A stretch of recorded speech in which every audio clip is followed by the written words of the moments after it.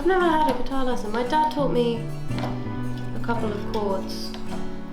He taught me how to play Knocking on Heaven's Door, which is 3 chords. Sometimes I feel like that helps because I don't know the rules.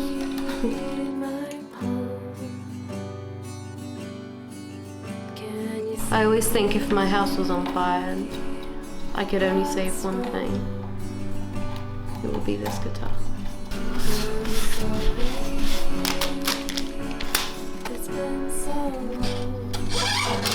Oh, I'm so excited to have a new stream.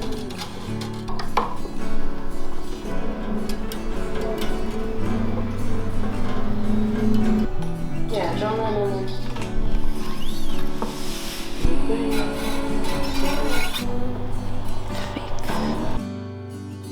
Can you tell me?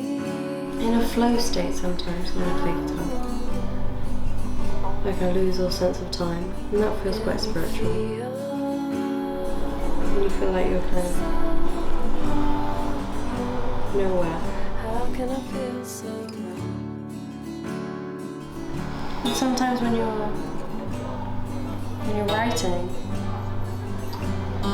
it feels like it's coming from somewhere else, but not you. As opposed to you writing a song, it feels like a song's like coming out. You know? I taught myself like everything, so I'm very novice. Okay. Would you want any piano or anything on top of it or not? Or do you just want it to be guitar? Maybe. You think? Yeah, let's do it.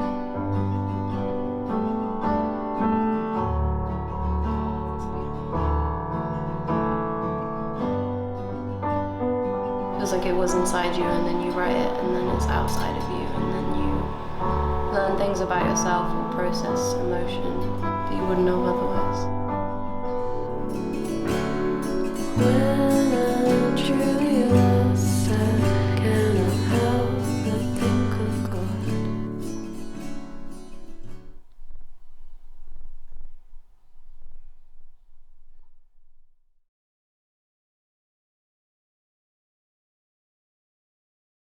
Spirituality, it's not a static thing, it's not just one thing. It has many different branches that come off, come away from the trunk. And each one of those branches is a different expression.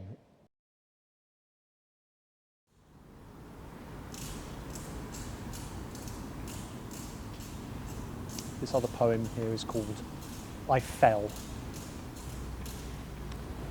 One day I fell off the end of the world, but came back to Earth's sweet land. One day I fell off the end of the world, but no one could understand.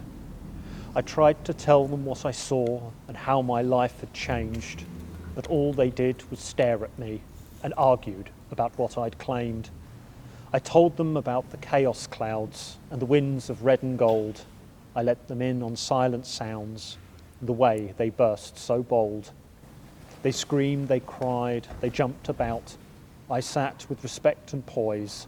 They argued the toss about black and white, but all I heard was noise.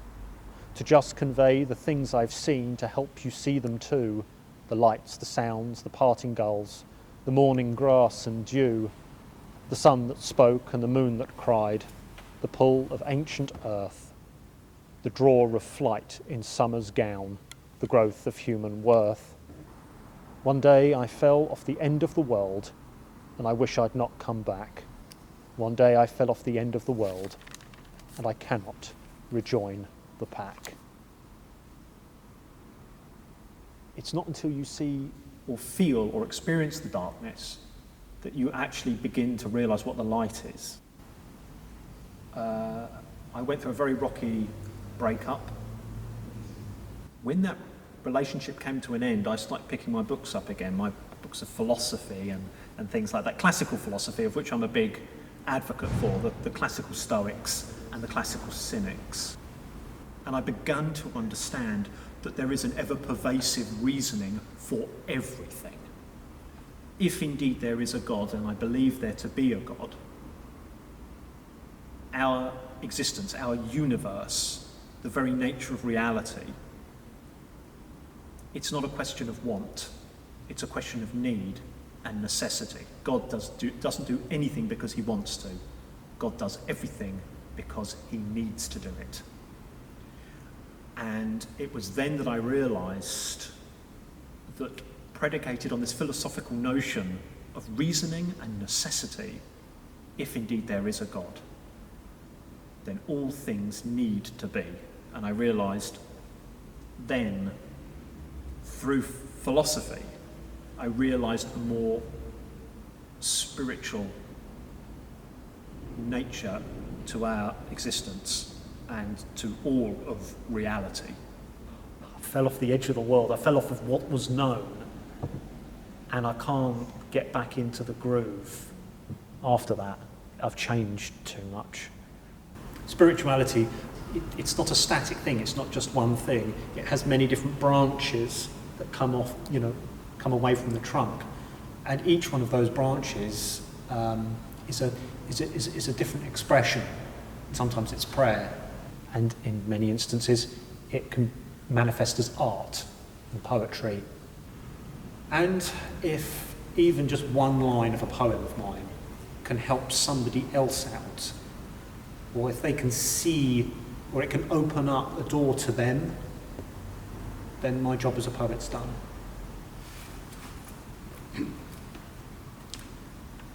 Cast off the chain and wall of which you placed upon yourself the burden of sight from other souls lays dusty on the shelf. The judgments made by others from the render that shows success reduce me down to what I am. There's more to find in less.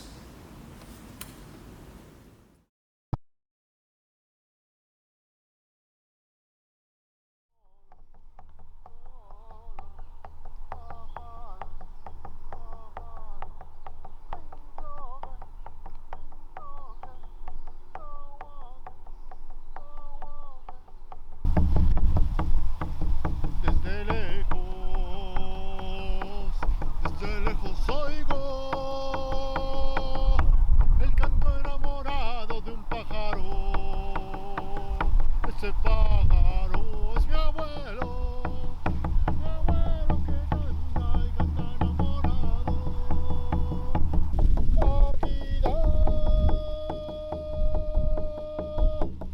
Aguida, aguida, aguida, aguida, aguida, Ayagida, ayagide, ayagida, ayagide.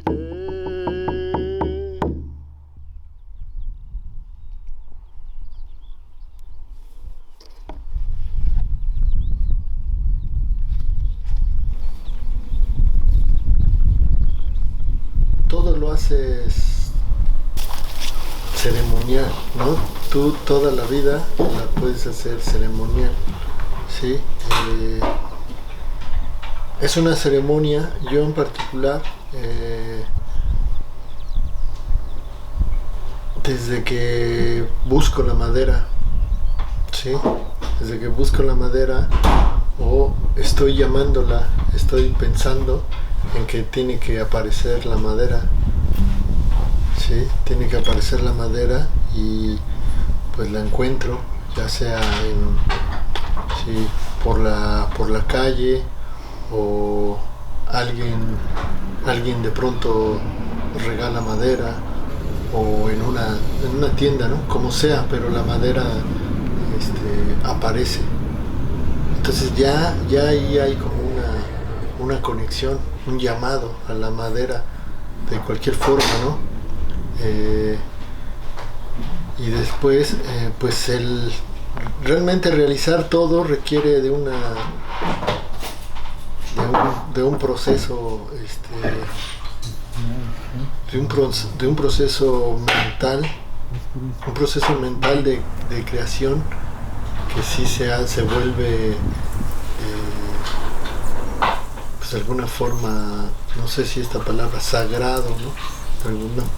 Se vuelve algo especial, algo muy importante, porque pues vas formándolo, vas dando forma al tambor, ¿no? Vas dando las piezas, vas haciendo que se produzca esta magia en el tambor.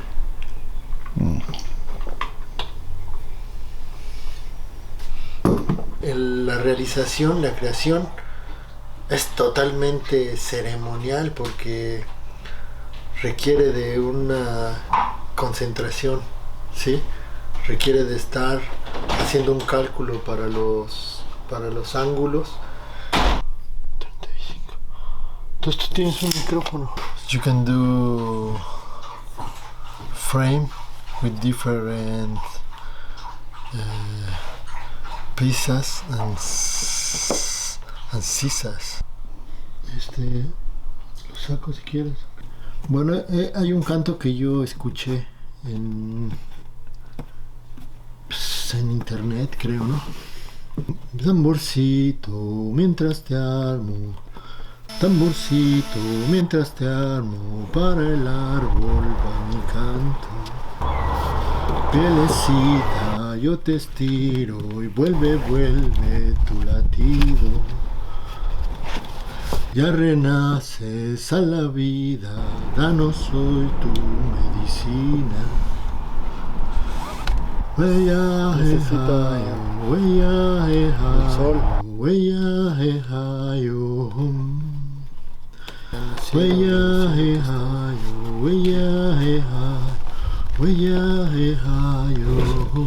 Alguien va a hacer su fuerza, ¿no? Es algo muy grato que me llena de satisfacción. Que ya he terminado los tambores y que cuando pues alguien los compra, alguien se lo lleva, alguien tiene esta creación, tiene esta energía que yo he puesto en cada uno de estos tambores, ¿no? Thank you, Tlazocamati. Ometeo.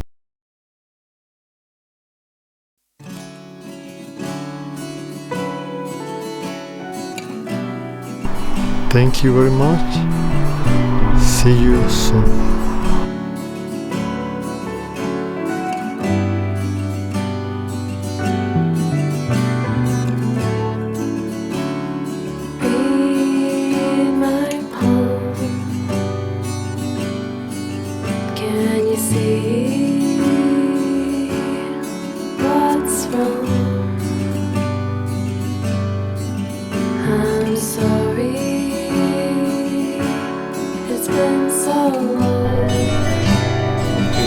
It's been so long.